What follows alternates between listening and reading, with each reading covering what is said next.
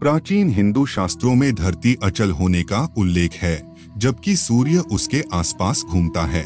इसी तरह हमारे ऋग्वेद का मंत्र संख्या 2:12-1 में भी यह बताया गया है, यह पृथ्वी व्यथमान मद्रे हद सजनास इंद्र विश्वरूपा ध्रुवा भूमिं पृथ्वी मिंद्र गुप्ताम। इस मंत्र का अर्थ है कि इंद्र ने सृष्टि के आरंभ में कांपती हुई पृथ्वी को स्थिर किया। इंद्र ने अपनी दिव्य शक्ति से जिस अचल और अनेक रूपों वाली पृथ्वी की रक्षा की है, यहाँ स्पष्ट तौर पर पृथ्वी को स्थिर करने की बात की गई है। पृथ्वी की अचलता के गुणों को इतना महत्व दिया जाता है कि संस्कृत और हिंदी में अचल शब्द पृथ्वी के लिए पर्यायक शब्द बन गया है। इसलिए अचल शब्द का उपयोग करने से हम पृथ्वी को ही समझते हैं और किसी अन्य चीज का बोध नहीं करते हैं। पुराणों में भगवान विष्णु के 10 अवतारों में वराह अवतार सबसे प्रसिद्ध है। इस अवतार में भगवान विष्णु एक वराह के रूप में धरती को समुद्र से निकालते हैं, जब धरती समुद्र में डूबने लगती है। इस अवतार के संबंध में यह बात स्पष्ट है कि यह वैज्ञानिक तत्वों के अनुसार संभव नहीं है। ऐसा करने के लिए एक समुद्री जीवित प्राणी की आवश्यकता होती है, जिसे वराह का अवतार धारण करना चाहिए। इसके अलावा वराह ने धरती को समुद्र से निकालने के लिए अपनी भुजाओं का उपयोग किया। हनुमान ने रामायण में सूरज को निगल जाने की अस्थायी कहानी सुनाई गई है। यह कथा अवैज्ञानिक है क्योंकि इसमें सूरज को निगल जाने की संभावना नहीं है। सूर्य एक विशाल तापमान और दबाव वाला तारा है जो हमारी धरती से बहुत दूर है। जिस तरह पृथ्वी को वेदों ने खड़ी बताया है, उसी प्रकार उनमें सूर्य को रथ पर सवार होकर चलने वाला कहा गया है, जबकि प्रारंभिक स्कूल का विद्यार्थी भी यह जानता है कि सूर्य वहीं खड़ा है। सिर्फ पृथ्वी घूमती है। सूर्य विषयक कुछ वेद मंत्र देखिए। उदुत्यं जातवेत्सं देवं वहन्ति केतवः दृशे विश्वाय सूर्यम, अर्थात सूर्य प्रकाशमान है और सारे प्राणियों को जानता है। सूर्य के घोड़े उसे सारे संसार के दर्शन के लिए ऊपर ले जाते हैं।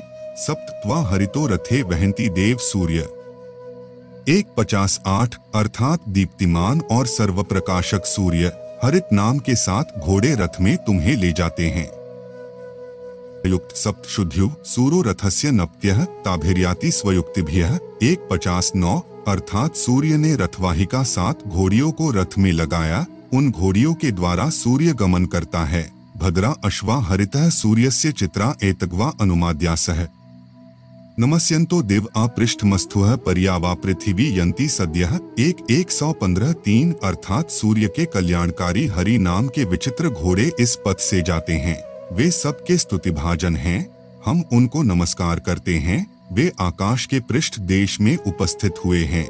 वे घोड़े तुरंत ही आकाश और पृथ्वी के चारों ओर परिभ्रमण कर डालते हैं, अर्थात वे पृथ्वी के चारों ओर जल्दी ही चक्र लगा देते हैं।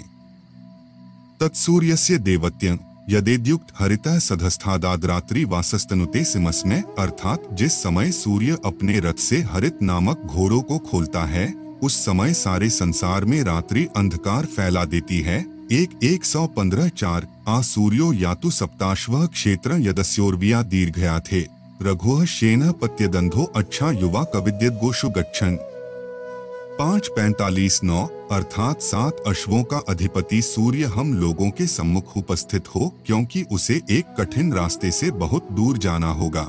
वह शैनबाज पक्षी की तरह शीघ्रगामी होकर हमारे द्वारा दी गई आहुति को लेने आता है। उक्षा समुद्रो अरुषः सुपर्ण पूर्वस्य योनि पितुरा विवेश मध्ये दिवो निहितः प्रश्निरश्मा विचक्रमे रजसस्पात्यन्तो 5:47-3, अर्थात पानी बरसाने वाले, देवों को आनंद देने वाले, दीप्तिगान और द्रुतगामी सूर्य के रथ ने पूर्व दिशा में प्रवेश किया।